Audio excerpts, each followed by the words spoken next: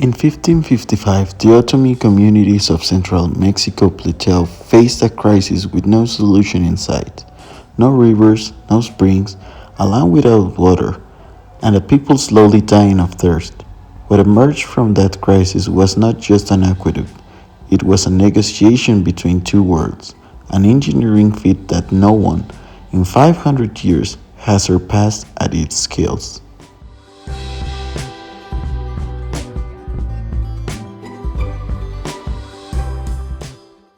It was not built by one man, but by approximately 400 indigenous workers per day, drawn from 40 communities, who negotiated the labor in exchange for freedom from colonial tribute.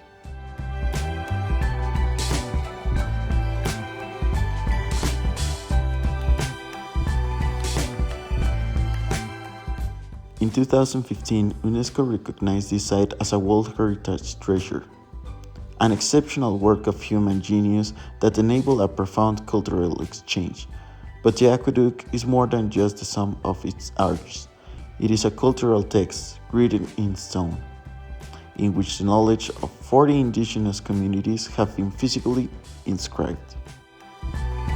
The aqueduct is not just a building. It is not just a great project from the engineering. It is the mark of all these indigenous communities that built it by force and left their mark and their project through all these years since then. And yet, if you ask many Mexicans if they know about this place, all the Mexicans, all the population that is near this place, Mexico City, Mexico State, even the state of Hidalgo, they are really nearby this place. And yet, this place hasn't been focused by the government or by cultural agencies. They don't really talk about this. They don't really talk about all the communities that took part to build this. All the people that were forced but by this colonization. We have to really think about what it is important. What is important as Mexicans, as our culture, our heritage from our past, which we need to be proud of. We need to be proud to say these indigenous communities built this.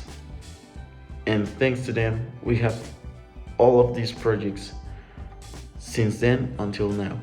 And we are proud to say that this is our heritage. To let people know about this place, we begin where the public already lives, online. The phase 1 to let people know about this place consists in making a website with interactive maps of the full 48-kilometer hydraulic route, illustrated by timelessness and short documentary videos to let people get informed about this place and its importance. Phase 2 moves from screens to people, working with the municipal governments of Zempoala, Tlalapa, Nopaltepec, Axapusco, and Otumba. We co-design community workshops where older residents shared oral histories, construction memories, and traditional knowledge about this place.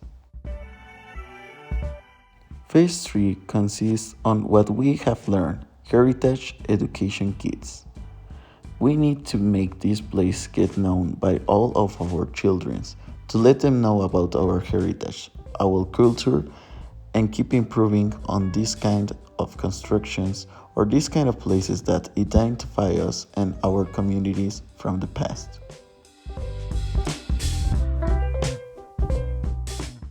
The aqueduct of Padre Tembleque was built by people who had no engineers in the modern sense, only knowledge, community, and will. 500 years later, it still stands.